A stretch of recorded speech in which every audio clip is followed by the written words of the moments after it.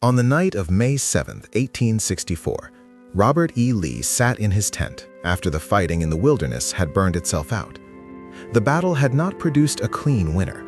Lee's Army of Northern Virginia had managed to hold its ground, while Ulysses S. Grant's Union Army had suffered terrible losses.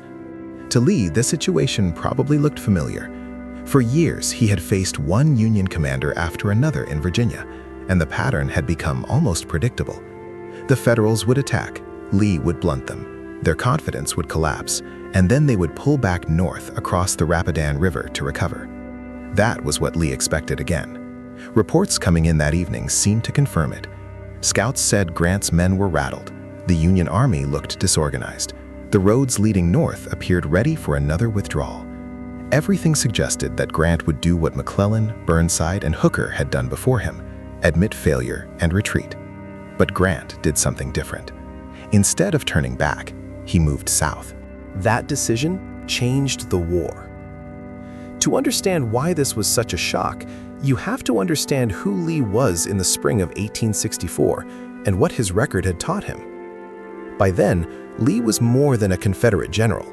In the eyes of much of the South, he was almost unbeatable.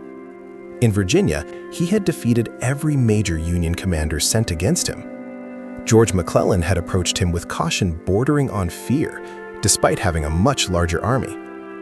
Burnside had hurled his men against Lee's strong position at Fredericksburg and paid a terrible price. Hooker, commanding a force far larger than Lee's, tried to trap him at Chancellorsville, only to be outmaneuvered and psychologically broken. Those victories did more than protect Richmond.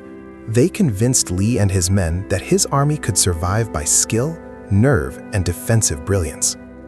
Confederate soldiers idolized him. They called him Marse Robert and believed he could do the impossible. Lee himself had good reason to think that one more year of resistance might be enough. Northern politics were fragile. Abraham Lincoln's re-election was far from certain. If the Confederacy could keep inflicting losses and making the war feel endless, perhaps Northern voters would give up and turn toward peace. That was the heart of Lee's strategy in 1864.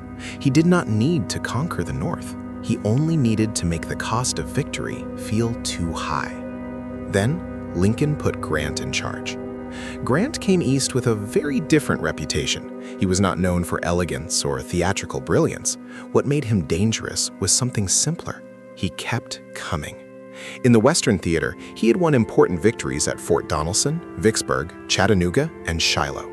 He was aggressive, stubborn, and unafraid of losses if the larger objectives stayed within reach. Lincoln, exhausted by generals who hesitated, finally found a man who seemed willing to fight continuously rather than search for perfect conditions. Grant's assignment was not to outshine Lee in a single dramatic clash. It was to pin him down and wear him out. When Grant crossed the Rapidan River in early May 1864 with roughly 120,000 men, his mission was blunt: find Lee and destroy his army.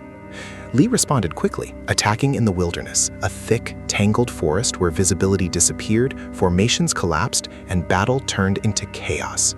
It was one of the worst landscapes imaginable for combat. Fires spread through dry brush, and wounded men who could not move were burned alive.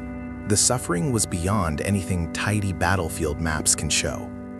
When it was over, Grant had lost around 17,500 men. Lee had lost perhaps 11,000 to 12,000. By the usual standards of the Army of the Potomac, that meant failure. Lee had fought them hard and made them bleed. Every previous Union commander would have treated that as a reason to retreat. Grant did not. As the Union columns began moving on the night of May 7, many of the soldiers assumed they were heading north, back towards safety. Instead, they were turned south, deeper into Virginia and closer to Richmond. The reaction in the ranks was immediate. Men who had grown used to fighting Lee only to withdraw suddenly realized that this time was different. They were not going back. They were staying in the fight. For Lee, that movement carried an unsettling message. Grant was not playing by the old rules. Lee understood what was happening. His reports and correspondence show that he recognized Grant's persistence and the scale of the threat. This was not another cautious Union general who might become discouraged after a setback. Grant was willing to accept immense losses if they kept pressure on Lee's army. That was the difference. He was not fighting for a beautiful battlefield victory.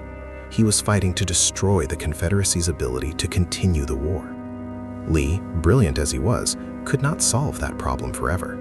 There was also the human cost on Lee himself. By 1864, he was no longer the vigorous commander of earlier campaigns. He suffered from heart problems and was worn down by years of pressure. During the Overland Campaign, there were moments when he tried to put himself at the front, as if sheer personal will might reverse the tide. His officers sometimes had to stop him. The burden of command, combined with physical decline, weighed heavily on him, just as Grant's relentless strategy was beginning to close in. By the time the campaign settled into the siege of Petersburg, the direction of the war was becoming clear. Grant had paid a fearful price, losing about 55,000 men in the Overland Campaign, while Lee lost around 33,000. But those numbers did not mean the same thing to each side. Grant could replace his losses. Lee largely could not. That was the cruel math of the war. From Petersburg to Appomattox, the rest was a slow tightening of the vise. Lee's lines were stretched thin, supplies grew scarce, and his army shrank. When Grant finally broke through in April 1865, Lee retreated west, hoping to link up with other Confederate forces or find supplies. But Union cavalry under Philip Sheridan cut him off repeatedly. At Sailor's Creek, a large portion of Lee's army was captured. Watching the disaster unfold, Lee is said to have asked in despair whether the army had dissolved. By then, the answer was almost yes. At Appomattox Courthouse, Lee finally met Grant to surrender. The contrast between them was striking. Lee arrived in full dress uniform, polished and formal. Grant came in a muddy field uniform. Yet Grant treated him with dignity. He offered generous terms, allowed officers to keep their sidearms, and even made sure Confederate soldiers could take horses home for spring planting. Realizing Lee's men were hungry, he sent them food from Union stores. It was a humane ending to a brutal struggle, but it also revealed the central truth of the campaign that had begun the previous May. Lee had not been beaten because he suddenly forgot how to fight. He had been beaten because Grant understood the larger nature of the war better than anyone else in the East. Lee was one of history's great tacticians. He could win battles. Grant understood how to win a war. That is why the moment after the Wilderness mattered so much.